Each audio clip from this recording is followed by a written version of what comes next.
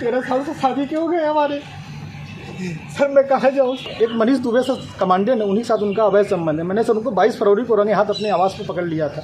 ये मेरी नौकरी जाने वाली सर, वो सर इतना सर घोटाला की हुई है, 10-10 लाख रुपए सर लेती है पट्टा करने का, उनके साथ कोई कार्रवाई नहीं हो रही है सर। जिला कमांडेंट होमगार्ड गाजियाबाद में है सर, वो खुद शादीशुदा पहले से है सर वो वही सर, उसी का सर मेरे पत्नी के साथ अवैध संबंध। उसकी पत्नी भी सर बहुत परेशान है, मुझसे संपर्क में आई, कही भैया हम दोनों का परिवार टूट रहा है, किसी तरह सही कर लिया जाए। हमने कहा बहन मैं पूरी कोशिश कर रहा हूँ। एक पति इस वक्त मीडिया के सामने आया हुआ है और ऑन कैमरा अपनी पत्नी को वापस पाने के लिए गुहार लगा रहा है। वो रो रहा है, बिलख रहा है। आप स्क्रीन पर भी देख सकते हैं किस तरीके से वो अपनी पत्नी को पाने के लिए गुहार लगा रहा है। बहुत ज़्यादा ही तड़पा हुआ है। उसकी बस इतनी ही चाह है कि उसकी बीवी उसे तलाक ना दे, वो उसे वापस मिल जाए। दरअसल जो शख्स आप अभी स्क्रीन पर देख रहे हैं, इसकी बीवी एसडीएम है और उस महिला को या इसकी पत्नी को एसडीएम बनाने वाला कोई और नहीं बल्कि ये शख्स ही है, ये पति ही है, जिसने अपनी सारी कमाई अपनी पत्नी को पढ़ाने लिखाने में लगाई। उसके बाद उसे एसडीएम बनाया, लेकिन एसडीएम बनने के बाद बीवी ने कुछ ऐसा रंग दिखाया जिसकी वजह से आज ये हर किसी के सामने रोने को मजबूर हो गया है। इस शख्स का नाम है आलोक कुमार मौर्य। आलोक कुमार मौर्य उत्तर प्रदेश के बरेली का रहने वाला है। यहाँ पर अच्छा खासा इनका परिवार था, ठीक ठाक काम चल रहा था। फिर साल 2009 में जो आलोक है उसकी नौकरी लगती है पंचायत राज में 4th क्लास में। अब नौकरी लग जाती है, ठीक ठाक था, घर वाले बोलते हैं अब शादी कर देनी चाहिए। इसी सिलसिले में इसकी मुलाकात एक लड़की से होती है, ज्योति से। ज्योति से मुलाकात होने के बाद ये दोनों एक दूसरे को पसंद भी करते हैं और फिर दोनों की शादी हो जाती है साल 2010 में। अब शादी हो जाने के बाद जो लड़की है ज्योति, वो अपने पति यानी आलोक से कहती है कि मुझे पढ़ाई लिखाई अच्छी लगती है और मैं आगे पढ़ना चाहती हूँ, मैं कुछ बनना चाहती हूँ। आलोक की जब बातें सुनता है तो वो खुश हो जाता है कि मेरी पत्नी कुछ करना चाहती है। मैं तो एक 4th क्लास एम्प्लॉय हूँ पंचायत राज में, लेकिन मेरी बीवी कुछ अच्छा करना चाहती है और मैं इसे वो कराऊंगा। इसी सिलसिले में वो अपनी बीवी को इलाहाबाद यानी कि आज के प्रयागराज में लेकर जाता है। वहाँ पर कई सारे कोचिंग इंस्टीट्यूट देखता है और फिर उस कोचिंग इंस्टीट्यूट में भर्ती करा देता है। भर्ती कराने के बाद जो ज्योति है वो भी अच्छी खासी पढ़ाई करती है और फिर साल 2015 में उसका चयन हो जाता है। दरअसल लोक सेवा आयोग में जो महिलाएं थीं उनकी अगर रैंकिंग की बात करें तो उसमें ज्योति 3रे स्थान पर आती है, लेकिन वहीं अगर ओवरऑल की बात करें तो उसमें ज्योति को 16वां जो स्थान है वो प्राप्त होता है। इसके बाद ज्योति की नौकरी लग जाती है, कभी कानपुर, कभी बरेली, कभी प्रयागराज, कई जगह उसकी पोस्टिंग होती है। जीएम के पद पर वो तैनात की जाती है। और अगर मैं हाल ही की बात करूं तो इस वक्त वो बरेली में एक चीनी मिल के अंदर बतौर जीएम के पद पर तैनात है। अब यहाँ तक ठीक था, ज्योति की नौकरी लग गई, उसका पति भी खुश था, घर में हर कोई खुश थे, मिठाई बांटी गई कि हमारी जो बहू है हमारे घर की वो एसडीएम बन गई, पति भी खुश था कि मेरी बीवी एसडीएम बन गई है। यहाँ तक सब ठीक चला। साल 2015 में इनके 2 बच्चे भी हो जाते हैं, जुड़वा बच्चियों को जन्म देती है ज्योति और अपनी नौकरी भी ठीक ठाक करती है। साल 2020 तक इनकी ज़िंदगी बहुत अच्छे से चलती है, लेकिन 2020 में फेसबुक के ज़रिए जो ज्योति है उसकी दोस्ती या यूँ कहें एक बातचीत शुरू हो जाती है गाज़ियाबाद के जिला कमांडेंट होमगार्ड से। बातचीत शुरू होती है तो इन दोनों के बीच में कुछ ज़्यादा ही क्लोज बातें हो जाती हैं। अब ऐसा कहना है आलोक का। आलोक इस वक्त जो मीडिया के सामने आया है और रो रहा है, वो इस वक्त आरोप लगा रहा है कि मैंने अपनी पत्नी को पढ़ाया लिखाया, उसे एसडीएम बनाया और आज वो मुझे ही तलाक देने की बात कह रही है किसी और के लिए। आलोक का कहना है कि साल 2020 में जब ज्योति का किसी और के साथ रिलेशन बना या ज्योति जब किसी और के साथ बातचीत करने लगी, एक जिला कमांडेंट जो होमगार्ड है उसके साथ बातचीत करने लगी, तो मैंने उसके चैट्स पढ़े। चैट्स कैसे पढ़े? आलोक का जो आरोप है वो ये कह रहा है कि एक दिन जो ज्योति ने अपने घर के फ़ोन से फेसबुक को लॉगिन किया और वो लॉग आउट करना भूल गई। बड़ी देर तक फ़ोन रखा था, मैंने ओपन कर लिया और फिर मैंने जब चैट्स देखे तो मेरे पाँव तले ज़मीन खिसक गई। वो चैट्स काफ़ी अश्लील थे, इन दोनों की बहुत क्लोज तरीके से बातचीत हो रही थी, अश्लील चैट्स थी और वो देखकर मेरा माथा ठनक गया। इसके बाद मैंने ज्योति से कई चीज़ें पूछी भी तो लड़ाई झगड़ा शुरू हो गया। फिर ये मुझे धमकाने लगी, मुझे बोलने लगी कि मैं तुमसे तलाक लेना चाहती हूँ। और यहाँ तक कि आलोक है वो कह रहा है कि ज्योति का परिवार और जो वो होमगार्ड है वो मुझ पर आरोप लगा रहा है कि तुम ही गलत हो, और साथ ही वो ये लोग कह रहे हैं कि मुझे जान से मार देंगे। इस तरीके के जो अब आरोप हैं वो आलोक लगा रहा है। आप सबसे पहले आलोक की जुबानी ही सुनिए कि आलोक किस तरीके से परेशान है, कितना वो प्रताड़ित हो चुका है और किस तरीके से वो अपनी बीवी को वापस चाह रहा है, और उसके साथ क्या क्या हुआ शादी के बाद जब उसने अपनी पत्नी को पढ़ाया लिखाया, वो एसडीएम बन गई, उसके बाद से उसकी लाइफ में क्या हुआ।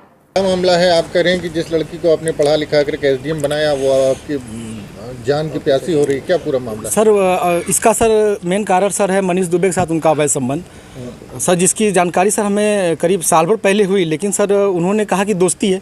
खैर सर हमारी पत्नी सर एसडीएम थी, उस समय इलाहाबाद प्रयागराज में सोराम तहसील में रहीं, तो मैंने कहा सर बड़े पद पे हैं, दोस्ती तो हो ही सकती सर, अधिकारियों से बात साथ बैठना उठना हो, तो मैंने सर उन्होंने मैं ये कह के टाल दिया, तो सर मैंने ध्यान नहीं दिया।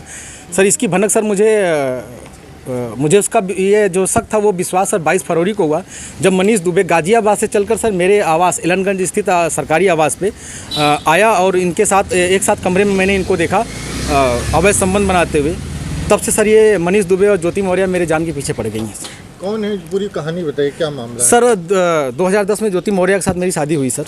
मैं सर पंचायत राज विभाग में सर 2009 में सेलेक्ट हुआ प्रतापगढ़ में सर, वहीं पे नौकरी कर रहा हूँ सर, और 2010 में इनसे 19 नवंबर को मेरी शादी हुई, और सर उसके बाद हमारे संबंध बहुत अच्छे रहे। इन्होंने कहा मुझे पढ़ना है सर, मैं इनको पढ़ाने के लिए मैं इलाहाबाद लेके आया, और इलाहाबाद में सर द काउंसिल कोचिंग है, वहाँ पे इलाहाबाद की सबसे अच्छी कोचिंग थी। मैंने वहाँ पे किसी तरह सर पिताजी के सहयोग से, भाइयों के सहयोग से, और यहाँ तक कि मैंने अपने डीपीआरओ साहब के सहयोग से पैसा उधार लेके इनको कोचिंग कराया, और सर ये मेहनत भी की सर और सक्सेस भी हुई। 2015 में ये सर एसडीएम पद पे चयन हुई, 16वीं रैंक इनकी आई सर। बहुत ही खुशी का माहौल हुआ कि हम एक छोटे पद पे रहते हुए अपनी पत्नी को इतना आगे ले गए, वो भी बहुत खुश थी, पूरा परिवार खुश था। और सर 2015 में ही मेरी सर भगवान की दया से मुझे इतनी खुशी मिली कि मेरी 2 जुड़वा बिटिया भी हुई, और जिनका नाम हंसी खुशी मैंने रखा, क्योंकि उस समय खुशी का माहौल चल रहा था सर, और सर बहुत अच्छा चल रहा था। लेकिन सर 2020 में ये मनीष दुबे जो जिला कमांडेंट होमगार्ड है उसकी एंट्री होती है हम दोनों पति पत्नी के बीच में, और सर घर इतनी तबाही पे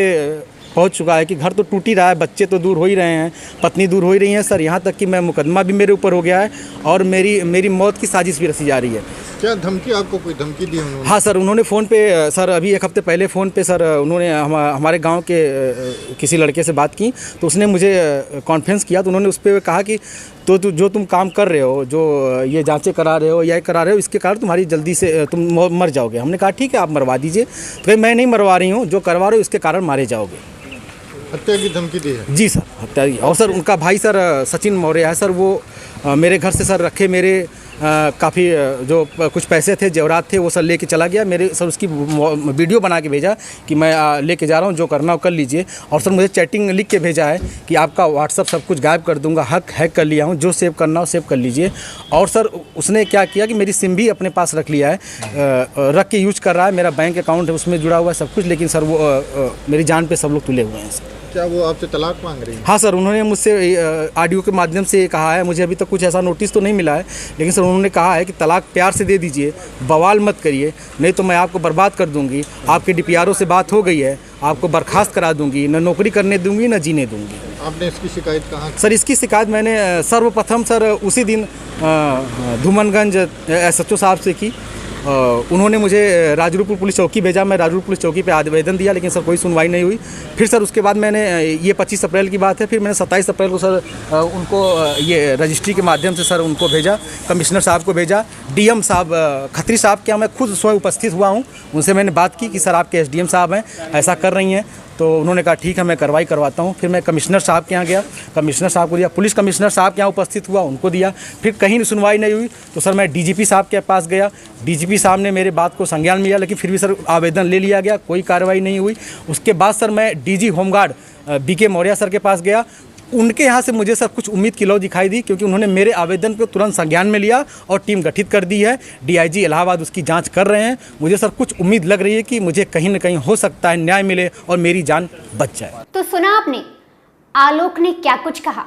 आलोक ने बताया कि साल 2022 में 22 दिसंबर के दिन लखनऊ के एक होटल में वो अपनी बीवी को उस होमगार्ड, जिला कमांडेंट होमगार्ड जो आदमी था, उसके साथ रंगे हाथों पकड़ लेता है, आपत्तिजनक हालत में पकड़ लेता है, जिसके बाद वो काफ़ी ज़्यादा झगड़ा होता है। और ऐसे में जो होमगार्ड है और जो उसकी बीवी है वो उसे धमकी दे देते हैं कि वो उसे जान से मार देंगे। यहाँ तक कि ये सारी बातें आ चुकी हैं। हाल ही में जो आलोक है वो अभी जो जिला कमांडेंट का एक आयोग होता है वहाँ पर गया, वहाँ पर उसने अर्जी लगाई है, वहाँ पर उसने जो जिला कमांडेंट होमगार्ड था, जो आदमी जिसकी वजह से इसकी बीवी अब इससे दूर हुई है, उसके खिलाफ भी शिकायत दर्ज कराई है। साथ ही अपनी बीवी के खिलाफ भी कई सारी शिकायतें दर्ज कराई हैं। और जो इनकी व्हाट्सएप चैट और फेसबुक की जो जितनी चैट्स इसके हाथ में लगी आलोक के, वो भी इसने उन्हें मुहैया कराई है।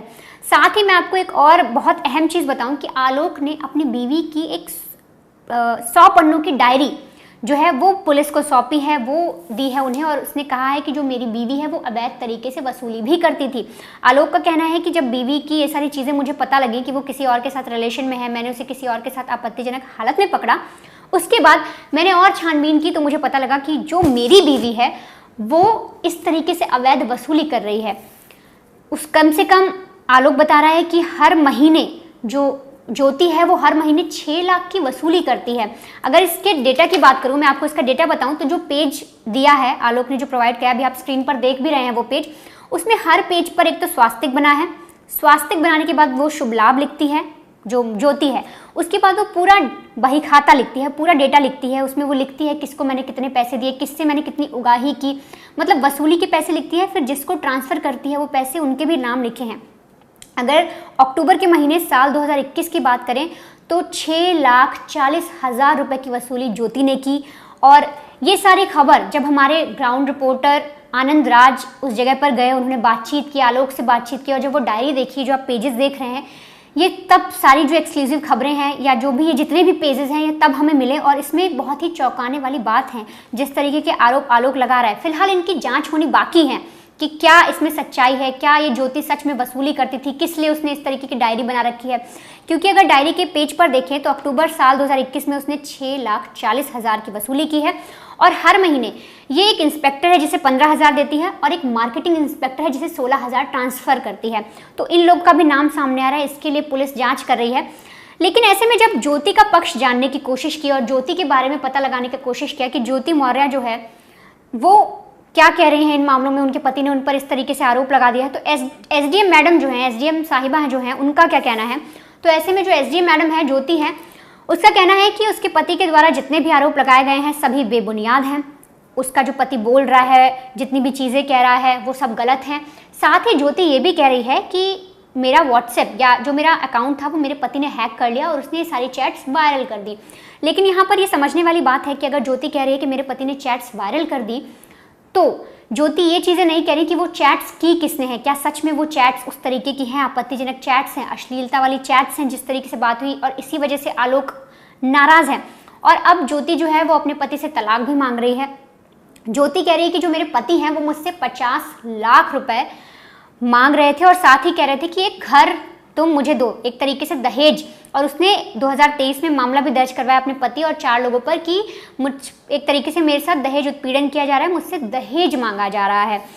तो ये सारी बातें भी सामने आ रही है। लेकिन ऐसे में कई सारे लोगों से जब हमने बात की, ग्राउंड पर लोगों से बात की, तो आस पड़ोस के लोगों से बात की, तो सबका ये कहना है कि जो पति अपनी पत्नी को पढ़ाने के लिए अपनी सारी संपत्ति लगा सकता है, वो एक 4th क्लास का एक कर्मचारी था, वो काम कर रहा था, उसने अपनी पत्नी के लिए कोचिंग ढूंढी, बरेली से गया वो प्रयागराज, वहाँ पर उसने अपनी बीवी को पढ़ाया लिखाया, एसडीएम बनाया।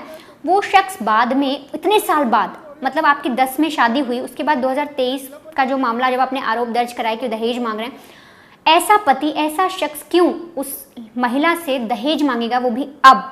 ऐसा बहुत सारे लोग कह रहे हैं। लेकिन इस मामले में अब देखना होगा कि जो पर्सनल लाइफ है, ज्योति और आलोक की पर्सनल लाइफ जो भी है, कि किसी और शख्स का नाम सामने आ रहा है, वो तो जांच होगी ही। लेकिन एसडीएम के खिलाफ जो एक 100 पेज की डायरी मिली है जिसमें वसूली की बात सामने आ रही है और अलग अलग इंस्पेक्टर को 15,000 या किसी को 16,000 ट्रांसफ़र करने की जो चीज़ सामने आ रही है, इस डायरी का क्या मतलब है?